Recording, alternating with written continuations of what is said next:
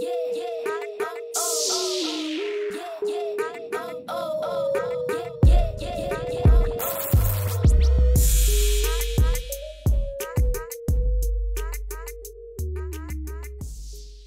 guys, welcome back to my channel. In today's video I'll be showing you how to check if you are qualified for the express entry program. So a lot of persons have been saying consultants are taking their money by telling them that they are qualified for the express entry program, but on submitting their documents they realize that they're in the pool for quite some time. So yes, you can be qualified for the express entry program, but then are you a strong candidate? Will your profile be selected? So that is what I'll be helping you with in today's video. You can follow along on your computer to check to see how is your score, and you will also, from seeing this video, realize if you have a score that will get you selected, or is it that you need to try other avenues in order to increase your score to better your chance of being selected. Please like this video, share it with persons who may find it useful, subscribe to the channel if you are new, follow me on Instagram at Christine. So the first thing you're going to do is go to Google and type in express entry points calculator. When it comes up, you are going to select, usually it's the first option, but make sure that you select the one with .ca. That's the official website. Then this will come up. Your screen should look like what you're seeing right here. And this is how you are going to check if you are qualified for the express entry program. So as it says, it's intended for general guidance and reference purposes. It's also used to calculate your comprehensive ranking system score based on the answers that you provide below in terms of skills, education, language ability, work experience, and other factors. So that is what we will be using this tool to assess. So again, if you have not filled out an express entry profile and you would just like to see what your CRS score might be, then this is the tool that you will be using. Now, before we start, to get an invitation to apply, your CRS score must be above the minimum point score of your round of invitations, or the cutoff score, and this score varies based on round. I think they're currently at 400 and something, so if your points is like below that or in the early 400, you may want to do something to increase it. So let's get into the video. Here we are applying as a married person, so I'm just going to select married for the marital status, and as is the case for the majority, we're going to select no for having a partner who is a PR or citizen of Canada, and then yes, we will put that our spouse is coming with us, and we're just going to select 25 for the age because that's the reasonable age that will give you a good score. And for the level of education, I think I am going to select a bachelor's degree just because many people who are interested in coming to Canada, that is what they have. So hence I selected that option. Now, have you earned a Canadian degree? I'm going to select no, just because a lot of people who apply to come to Canada, they won't have any credentials from Canada, so we selected no for that one. And then as it relates to official languages, you have to have an official language to come to Canada. Yes, I know that in the application process, or before the application process rather, a lot of people won't have an English exam, and that is why I'm showing you how to use this tool just to judge what you think you will get in an English exam so that you can see what your score is. So we are going to select yes, even though you may not have the exam just yet. Please note that this can be either English or French, and it must be less than 2 years old. So we're going to go with English and select the IELTS exam because this one is popular in most countries. So for our scores, they test you on 4 skills. So for speaking, we're going to select the second option. We're not making ourselves too low, neither are we going too high. Besides, you only need to get 7 and above in order to get the maximum score.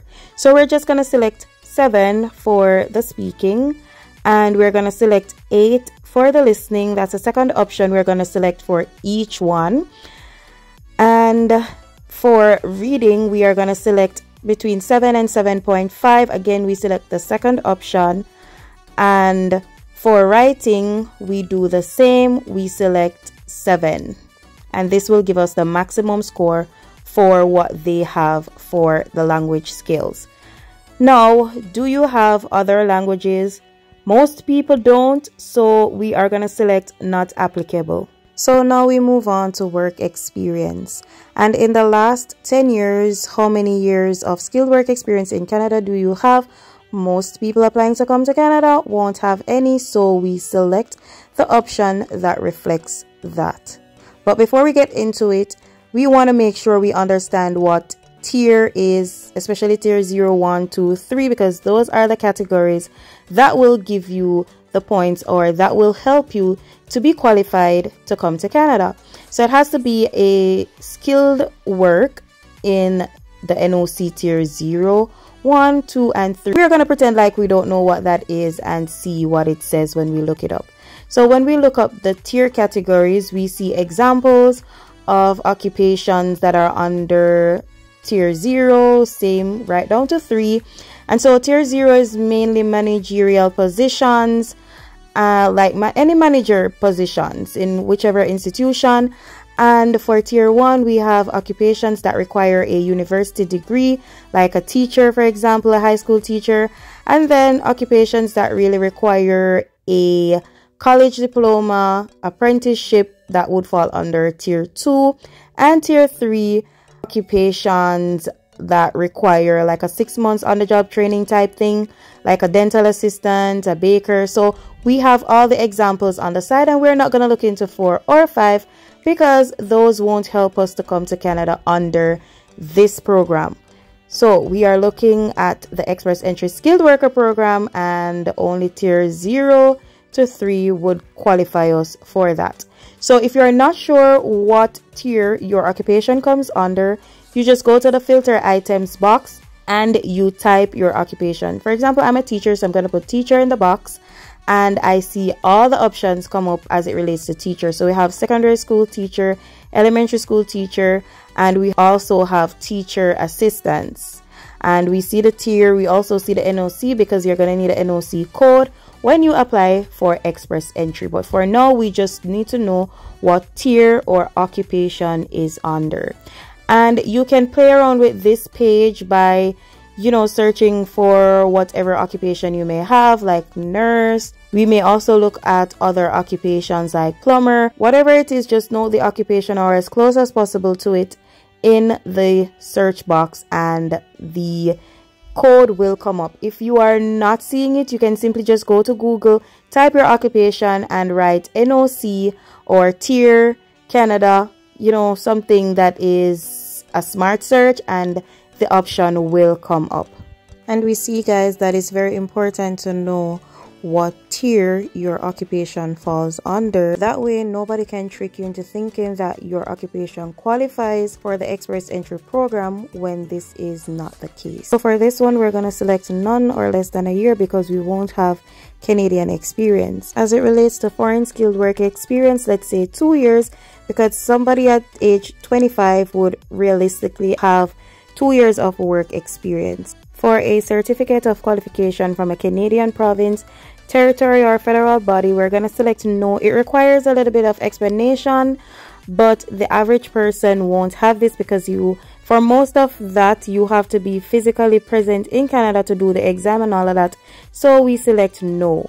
And as it relates to a job offer, again, it has to be in the tier 0, 1, 2, or 3. It must also be supported by a labor market impact assessment, more commonly referred to as LMIA, or exempt from needing one, and it must be for a year from the time you become a PR. So from the time you become a PR, you must have this job up to a year after that. And guys, an LMIA is not easy to get. That being the case, we are going to select no for the answer. It is also likely that you won't have a nomination certificate from a province or territory, so we're going to also select no for that question. Do you or your spouse or common law have at least one brother or sister living in Canada who is a PR or citizen? To answer that, the person must be at least 18 years old and related to you or your partner by blood, marriage, common law, adoption, and have at least one parent in common with you or your partner. If that is the case, we can go ahead and select yes. Please note also that in order to get the points for this, if your partner has this brother or sister, then the partner must also be coming with you to Canada. Again, this person must be a blood brother or sister to you or to your partner, must be related to you or your partner through adoption or marriage, like a stepbrother or a stepsister. We are going to pretend as if we don't have that. So we are going to select no for the answer, because a lot of people who are applying to come to Canada don't have anybody living here. They just want to come here, and so we are going to put no. Now let's talk about your spouse. What is the highest level of education that they have? Whatever it is, once it was not earned in Canada, it has to be assessed, and there are assessing bodies designated by Canada that you must use. You can always drop in Google to find those bodies that you can use, but for now we're just going to respond to this, and I think I am going to select a one-year program at a college, university, trade or technical school or other institution, just because a lot of people can admit that if they have a bachelor's degree, their spouse usually just have like a skill that they earned through apprenticeship or like a one-year program. Hence, we're going to select that option. What about their Canadian skilled work experience? Remember, it has to be in tier 0, 1, 2, or 3. I'm going to select none or less than a year, because we're going to pretend that they have not yet been in Canada. Did your spouse or common law partner take a language test? So we see that the test is mandatory and it's either English or French. So we're going to say yes, they did the IELTS exam. And again, we are going to select the same option as you selected for yourself. That is the second option, because we're not putting ourselves too low, neither do we want to go too high. So here I'm just recapping. You can always do this to see if you have put in the correct option before you go ahead and calculate.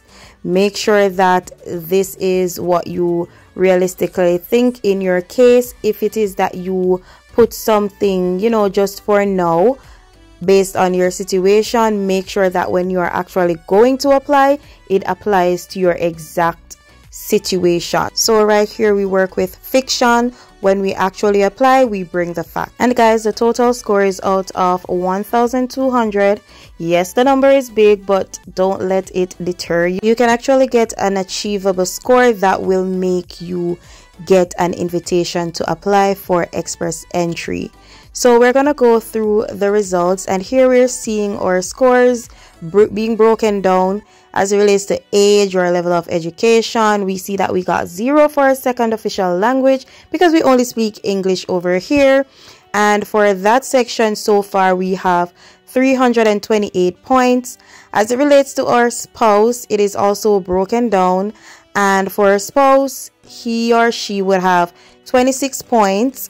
And for skill transferability, it is a maximum of 50 points, out of which we only scored 25 for language and education.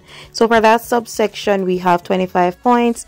Then for the other subsection, we have foreign work experience, and we got only 25 again for language and foreign work experience. Subtotal for that part is 50. And for the additional points section, you can get up to 600 points if you have a provincial nomination, a job offer in Canada.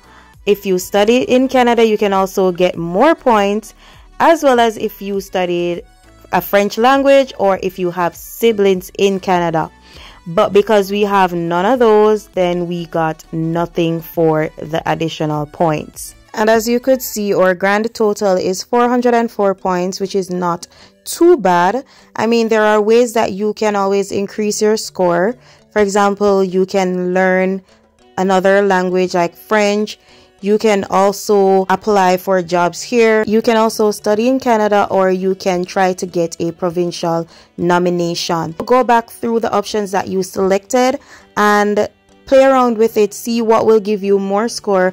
For example, if your partner gets a bachelor's degree, or if you get more work experience in your current tier 0 to 3, that can also give you additional points. Well, let me know in the comment section if there's anything that was not clear to you, and I'll be happy to explain it or to do a follow-up video where I can explain in more detail. Thank you guys so much for watching this video. Don't forget to hit like, subscribe if you're new, and share this video with somebody who may find it beneficial.